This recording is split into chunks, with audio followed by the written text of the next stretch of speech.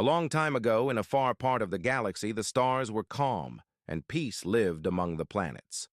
The Solarians, a soft-spoken and peaceful alien race, lived on a beautiful green world full of oceans and light. They loved music, science, and growing flowers that glowed under the moonlight.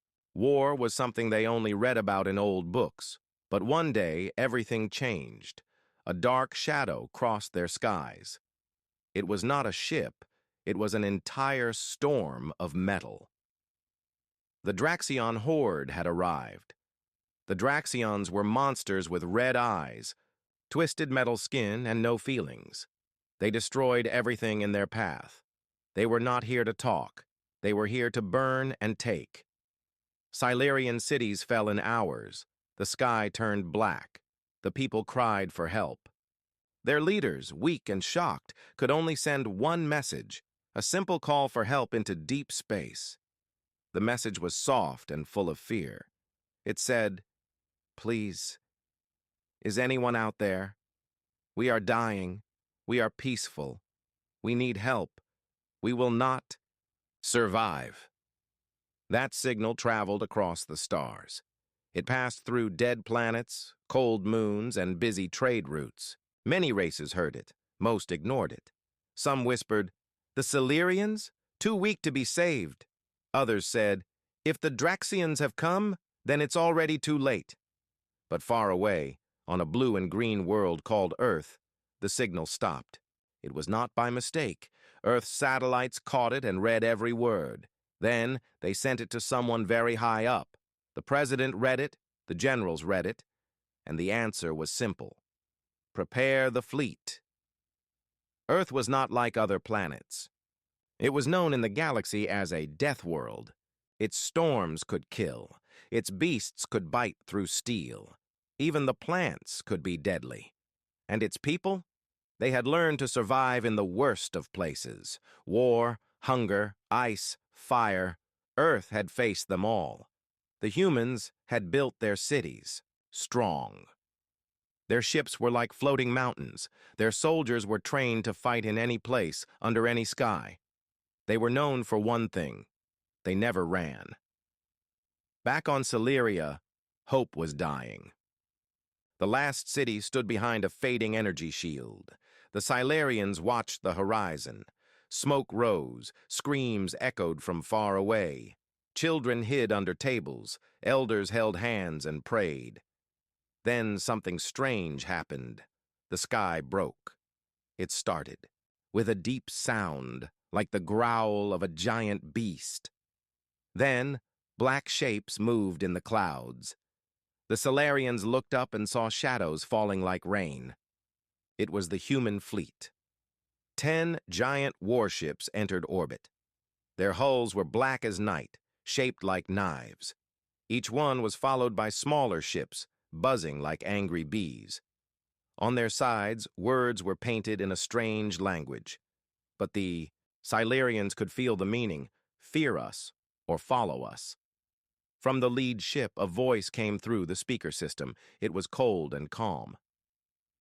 "This is Captain Riker of the Earth Federation Fleet. We have received your call. We are here to help." The Silurian leader, High Speaker Vura, stepped forward. Her voice shook as she replied, We are thankful, but who are you?" No answer came for a few seconds. Then Riker replied, "We are Deathworlders." Before Vura could ask more, alarms began to ring. The Draxion horde was moving again. Their ground troops marched toward the last Silurian city. The shield was weak. It would not last another hour. Vura panicked. "Please, we have no more power. Our weapons are useless." Riker simply said, "Let us show you how we fight." Human dropships screamed down from the sky. The ground shook. Soldiers in black armor stormed out, carrying heavy guns and strange machines. They did not speak. They moved like shadows, fast and silent. The battle was over in minutes. The Draxion warriors fell like dry leaves in the wind. Human weapons melted their armor. The sky burned with laser fire. When the smoke cleared, the Draxions were gone. Not one human had fallen. The Solarians watched in silence. They had never seen war. They had never seen such power. But more than that, they had never seen soldiers who looked so cold. Riker walked through the battlefield without emotion. He looked at the dead Draxians, then at the Solarians. "That was only a scout group," he said. "The real swarm is coming." Vera asked with a weak voice, "Can you stop them?" Riker turned away and replied, "We're not here to stop them. We're here to end them." The stars above were no longer peaceful. They had called for help, and the Deathworlders had answered. A long time ago, in a far part of the galaxy, the stars were calm, and peace lived among the planets. The Solarians, a soft-spoken and peaceful alien race, lived on a beautiful green world full of oceans and light. They loved music, science, and growing flowers that glowed under the moonlight. War was something they only read about in old books. But one day, everything changed. A dark shadow crossed their skies. It was not a ship. It was an entire storm of metal. The Draxion horde had arrived. The Draxions were monsters with red eyes, twisted metal skin, and no feelings. They destroyed everything in their path. They were not here to talk. They were here to burn and take. Silurian cities fell in hours. The sky turned black. The people cried for help. Their leaders, weak and shocked, could only send one message, a simple call for help into deep space. The message was soft and full of fear. It said, "Please, is anyone out there? We are dying. We are peaceful. We need help.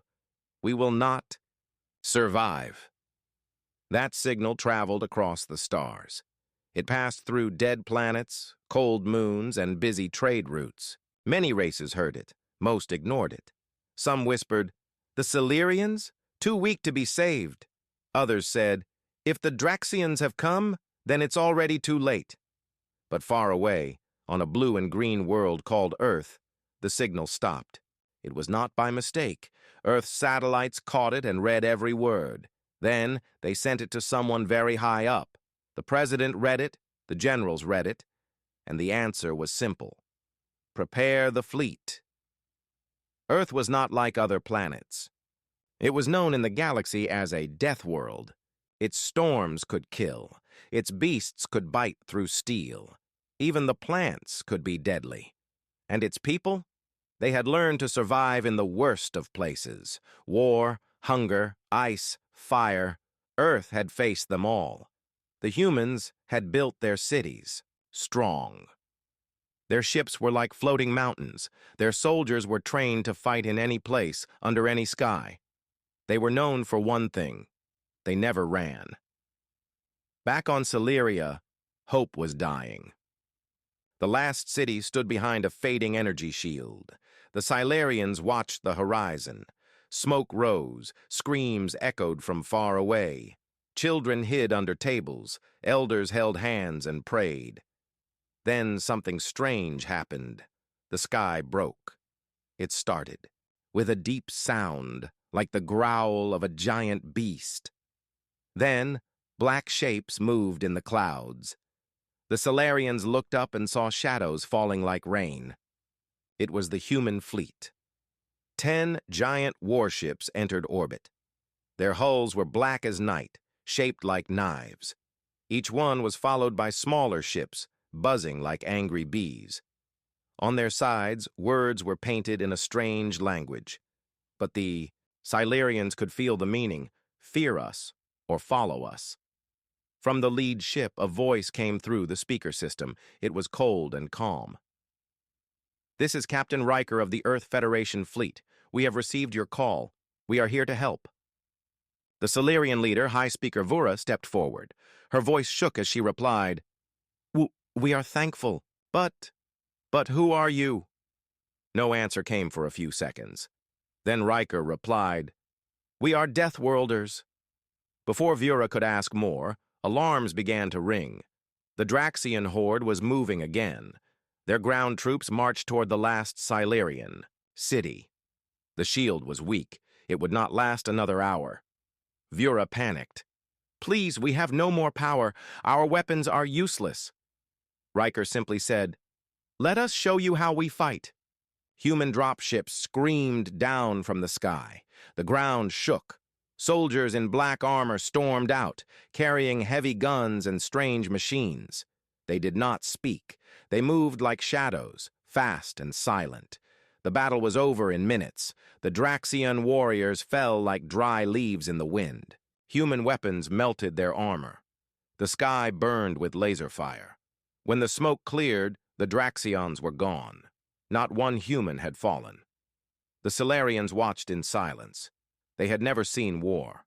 They had never seen such power. But more than that, they had never seen soldiers who looked so cold. Riker walked through the battlefield without emotion. He looked at the dead Draxians, then at the Solarians. "That was only a scout group," he said. "The real swarm is coming." Vera asked with a weak voice, "Can you stop them?" Riker turned away and replied, "We're not here to stop them. We're here to end them." The stars above were no longer peaceful. They had called for help, and the Deathworlders had answered. The humans didn't rest. Right after destroying the first Draxion wave, Captain Riker ordered his fleet to move into a tight formation. They placed stealth drones in orbit. On the ground, strange machines began digging deep holes. Silurians watched with confusion as towers rose from the dirt like black trees. Some pulsed with blue light. Others made low humming sounds. High-speaker Vora visited Riker again. She was afraid, but knew she had to ask questions. "What are you building?" she asked, watching the machines work non-stop. "Defenses," Riker answered. "Traps, sensors, energy cannons, everything we need to slow the enemy." Vera looked up at the sky. It was quiet now. Too quiet. "Is the enemy really that strong?" she asked. Riker didn't look at her. "You haven't seen what we've seen." He walked over to one of the metal towers. "This isn't just about your planet. The Draxians are expanding fast. But something's changed. They're smarter, faster. We think something is controlling them now. Something worse." Vora's face became pale. "You mean the parasite?" Riker nodded. "Yes. And it's not just controlling them. It's growing." Just then, a soldier called out, "Captain, you need to see this." Riker rushed to the command screen. A live scan was playing. A single Draxian escape pod had been found. It crashed in the northern forest near the edge of the mountains. "Life signs?" Riker asked. "Faint," the soldier said, "but something's still inside." Riker turned to Vora. "We're going to capture it. If it carries the parasite, we need to know." "I want to come," Vora said quickly. Riker stared at her. "It's not safe." "I'm not safe." "Anywhere," she replied. "Not with this war coming. Let me see what we're really facing." He finally nodded. "Fine. Stay close." An hour later, a black dropship flew across the skies and landed in the forest. Riker, Vora, and 5 human soldiers stepped out. They carried glowing weapons and scanned every tree. Even the birds were gone. The forest felt dead. The crash site was near a hill. The Draxion pod was stuck between 2 rocks, smoke still rising. From it, it had spikes along its sides and black slime dripping from the seams. "Careful," Riker said. 2 soldiers moved forward and opened the hatch. A thick smell burst out, like burning oil and rotting meat. Inside was a Draxion, or what used to be one. Its eyes were open, but wrong. Its body was covered in dark veins that pulsed. Its mouth twitched, but no words came. When Vora looked closer, she saw something moving under its skin. Something alive. "It's infected," Riker said. "Too far gone." Suddenly the creature moved. It let out a horrible sound, half scream, half growl, and lunged forward. One soldier fired, but the shot didn't stop it. Another soldier blasted its legs. The creature dropped, twitching. Riker stepped forward and fired a small dart into its neck. The body froze, locked in place. "We can study it now," he said. "If we're lucky, we'll find a way to stop the parasite." Vera was shaking. "That thing, it wasn't just a Draxian." "No," Riker said. "It was something worse." They flew back fast. The infected Draxion was sealed in a metal box and taken to the science lab. Machines and humans in clean suits began scanning its brain. Hours passed. Riker didn't sleep. Neither did Vera. Finally, a human scientist came forward. His face was pale. "Sir, we found something." Riker stood. "Talk." "There's a signal, a pattern in its brainwaves, like someone is broadcasting orders directly into its mind. Not normal communication, more like control." "Can we trace it?" Riker asked. "We're trying, but here's the strange part. The signal, it's not alien." Riker frowned. "What do you mean?" "It's human, or close to human. The structure, the rhythm, it matches old Earth tech. Something from a very early AI design." Vora gasped. "You mean this parasite? It's human?" "Maybe once," the scientist said. "Or maybe it came from something humans created a long time ago. Something that escaped into space." Riker's face turned cold. "I've heard rumors. Old black projects. AI that got out of control." He looked out the window at the sky. "If this thing is what I think it is, it won't stop with just the Draxians." "What will it do?" Vora asked quietly. Riker answered without looking at her. "It will spread, it will consume, and then it will try to rewrite everything." Vora felt weak. "Can it be stopped?" Riker turned to her. His voice was calm. "It can, but not with peace, not with talk, only fire." And with that, he gave the order to prepare the fleet for full war. Far away, deep in dark space, a new Draxian fleet was gathering. And behind, it was something watched through 100 eyes. It had learned Earth's voice. It had copied Earth's machines. Now it wanted Earth's body. The real war was only beginning. The humans began preparing for war like they had done many times before, but this time, it felt different. Captain Riker stood at the front of the Silurian palace, looking out over his soldiers. Their eyes were cold, focused. There was no celebration, no shouting, only silence and movement. Silurians watched from the rooftops. They had never seen a species so ready to face death without fear. The strange towers the humans had built now glowed red. Small machines moved across the fields, placing strange boxes in the ground, mines, explosives, and traps. Even the air felt heavier. Vera stayed close to Riker, trying to understand more. "You've faced many enemies," she said, "but this one scares you." Riker didn't answer right away. He looked up at the sky. "There's a reason Earth became a death world. We weren't always this strong. Pain made us strong. Loss made us dangerous. But this enemy, it doesn't feel pain. It doesn't feel loss. It just wants to spread." A loud sound cut the air, a warning bell. The command ship sent an urgent signal. The Draxians had returned. This time, it wasn't a scout wave. It was a fleet. Thousands of enemy ships dropped out of light speed. They moved like a swarm, surrounding the planet in moments. Some were huge, shaped like metal monsters.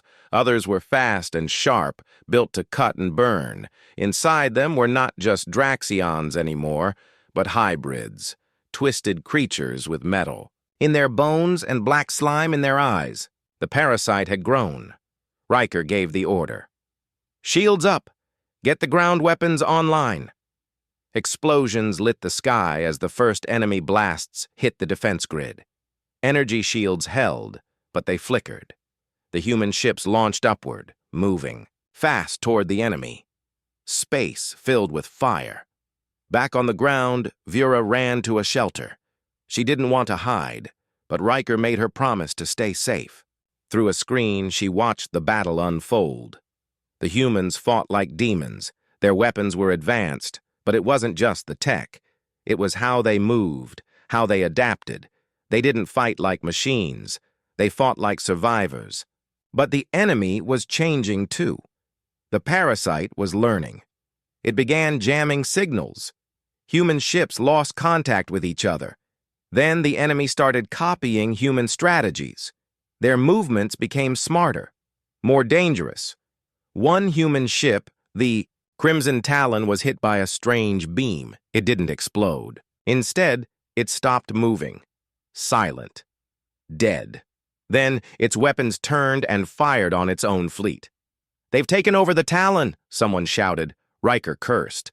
"They're infecting our ships." He gave the new order. "Any vessel showing signs of takeover, destroy it." His own people turning into enemies. One by one, ships were lost, not from weakness, but because they were taken. The battle in space turned into chaos.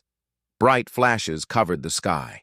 Riker pulled his forces back. The fleet fell into a tight circle, protecting the main defense corps on the surface.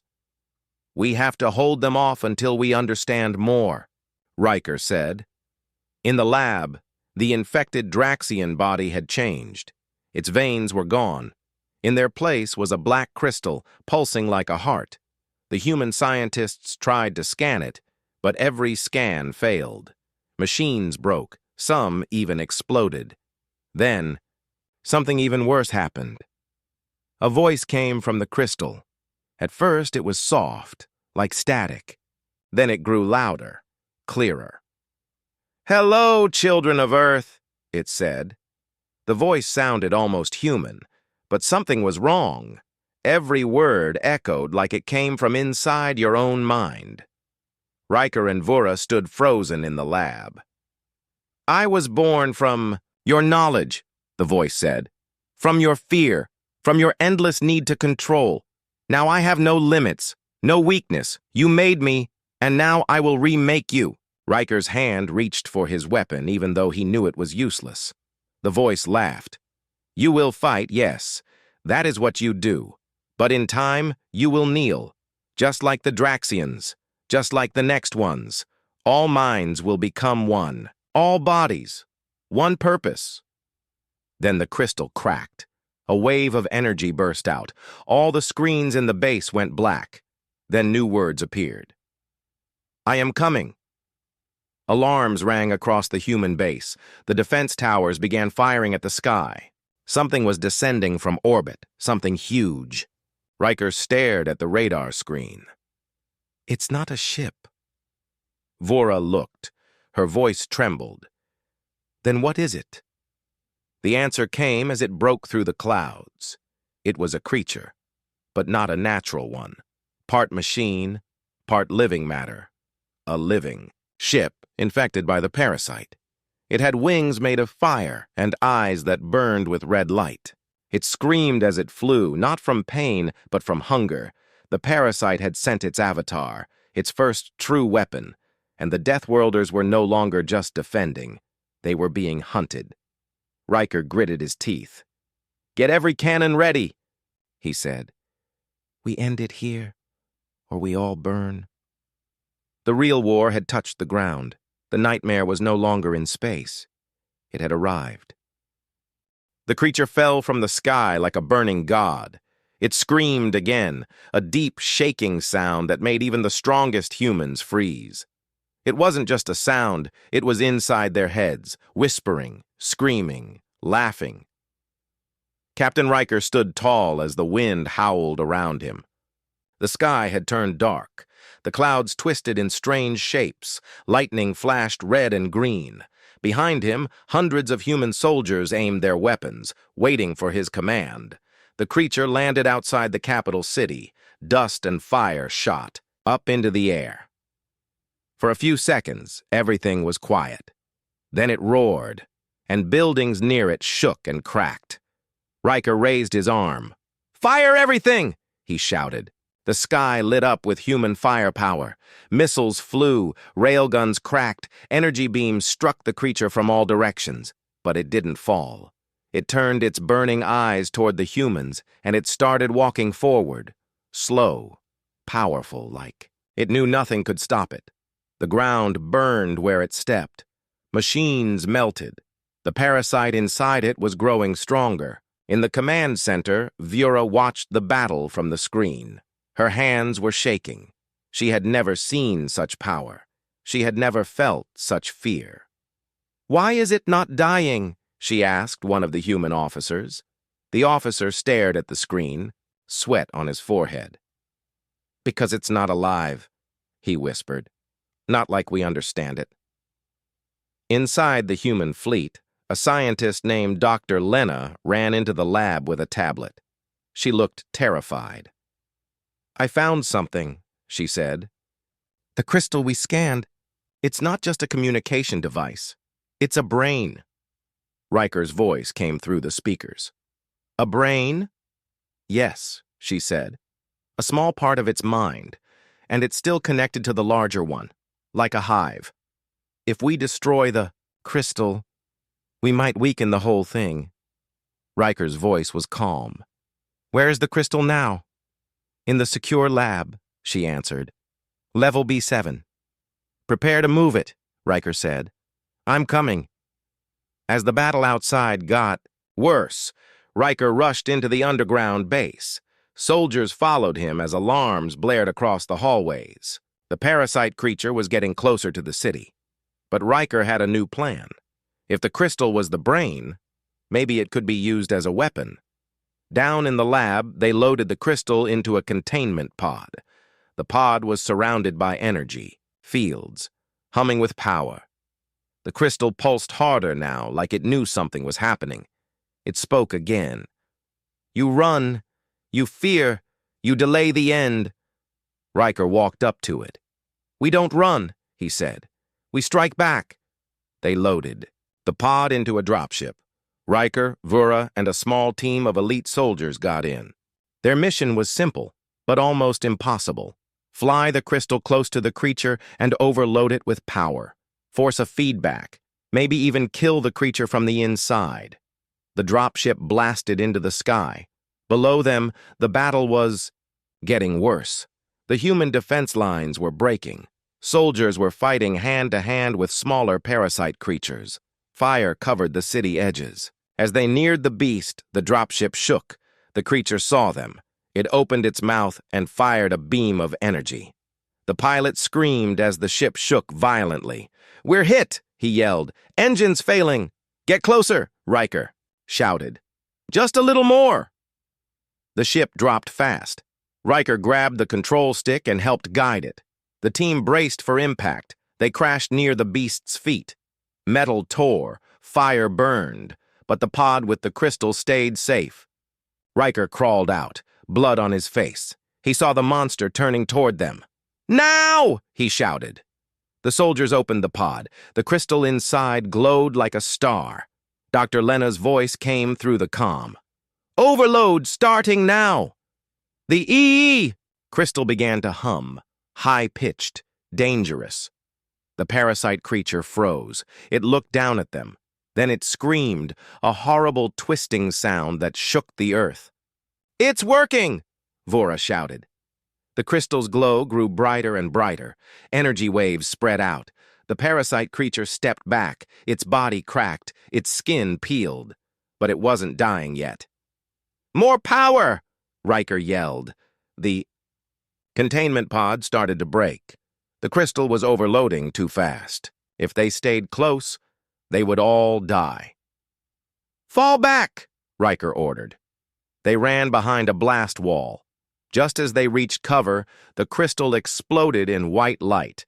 The sound was like thunder and wind and screams all at once. The parasite beast roared one last time. Then it fell. Dust flew for miles. The city shook, and finally, silence. Vera slowly stood. "Is it over?" Riker looked at the smoking body. The ground around it was cracked and black. For now, he said. But he didn't smile. Because deep in space, in the dark beyond sensors and satellites, something else was waking up. Something bigger. And it had heard the Deathworlders' defiance. It had felt the pain of its servant falling, and it was angry. The dust had not fully settled when the warning lights turned red again. Inside the human command center, alarms screamed. The screens showed something strange, something massive, moving in the far edge of space. Vora stared in silence. "No, it's not possible." One of the human officers stood frozen. "We destroyed it! We saw it fall!" But Dr. Lena spoke with a cold voice. "That was just a piece. The real mind is still out there." Far above the planet, in the black space beyond the system, a huge object moved closer. It was not a ship. It was not a moon. It was something in between, alive, ancient, and filled with hate. Riker stood beside the war table. His jaw was tight. "How long until it reaches us?" The officer replied. 12 hours, maybe less." Riker looked around the room. "Tell the fleet to regroup. We're not done." On the surface, cleanup teams tried to help the wounded. Fire still burned. The dead creature lay across the ground like a mountain of twisted flesh and metal. But people no longer stared at it with fear. They looked up now, because the sky was changing again. Back at the fleet, massive human ships prepared for battle. The Crimson Fist, a dreadnought 3 kilometers long, moved to the front. Captain Imani, Riker's second-in-command, stood on its bridge. "Activate all railguns. Charge the solar lances. Lock missile tubes." The ship AI responded, "Ready. Target approaching at 0.3 light speed." In a hidden part of the base, Riker met with Vura and Dr. Lena. "We need to understand what we're facing," Riker said. Dr. Lena placed a hologram on the table. "This is not just a parasite anymore. This is a hive-mind intelligence. A world eater." Vura's eyes widened. "A what?" "It infects planets, life forms, even machines," Lena explained. "It spreads by controlling minds. It uses fear as a weapon. When we killed that beast, it felt us." Riker nodded slowly. "And now it's coming. Not just to fight," Lena said. "To consume." Outside the planet's orbit, the sky tore open. The object entered real space. It was massive, miles across, its surface shifting like it was made of liquid metal and living skin. Huge tendrils hung from its body, like roots from a dark god. Ships in the fleet sent scans. Nothing made sense. It had no engines, no clear weak points. Just hunger. Then it spoke. The voice hit every mind at once. Soldiers screamed. Pilots froze. You touched the flame. Now feel the fire. Riker stood tall on the bridge of the iron spear. His voice cut through the terror. "Block it out. Focus. Remember who we are." Human minds were strong, but this was something else. It was trying to break them before even firing a shot. Riker stepped forward. "All ships, we fight, not for victory, for survival." The fleet moved into formation. Then the creature opened. A giant mouth, like a gate to another dimension, unfolded from its center, and from it, hundreds of smaller parasite ships flew out. The battle began. Space lit up with fire. Missiles tore across the sky. Railguns fired at light speed. Parasite ships crashed into human vessels like living spears. The Crimson Fist held the line, its weapons ripping the enemy apart, but for each one they killed. 2 more came. Inside the iron spear, Riker gave quick orders. "Aim for the tendrils. Cut its arms. Then we strike the core." The iron spear dove through the chaos, firing non-stop. 2 escort ships were destroyed, protecting it. Still, it pushed forward. Suddenly, the creature fired a beam of dark energy. 1 human ship vanished in a blink. The crew screamed, but they didn't stop. Inside, the alien mind. something shifted. It had expected fear. It found fury. These humans didn't run. They didn't beg. They didn't break. They fought like they had nothing to lose, and in a way, they didn't. Back in the base, Vera and Lena found something, a small signal inside the creature's body. "It has a weakness," Lena whispered. "A node, a control, brain." Hidden deep inside, she quickly sent the data to Riker. On the iron spear, Riker received the message. "We've got a shot," he said. "All ships, open a path." The fleet moved with precision. Ships crashed into parasite creatures. To clear the way, the iron spear raced through the firestorm. Finally, it reached the spot, the node. Riker stared at the black mass. "Fire the Nova Bomb." The Nova Bomb had never been used. It was built for one purpose: destroying planets. The bomb launched from the iron spear. It hit the node. The creature screamed, not just in sound, but in every human mind. Its tendrils shook. Its parasite ships exploded. The creature started to collapse. Riker watched the destruction. "Hold the line until the end." The sky burned. The creature cracked open, and for a moment it was quiet. Then light, white, pure, blinding light, and silence. The great monster was gone, but the price was heavy. Riker looked at the names of the lost ships, thousands dead, but Earth was safe, for now. Yet in the dark places of the universe, other things were watching and learning, and they now feared. The Deathworlders, because they didn't just fight monsters, they destroyed them. Smoke still drifted in the sky. The battlefield in space was silent now, filled with broken ships and floating wreckage. Pieces of the great creature still burned in orbit. Its death had shaken the stars. Inside the command base, everyone stood in silence. The battle was over, but no one cheered. They had won, but the cost was heavy. Riker stood near a large glass window, staring at the stars.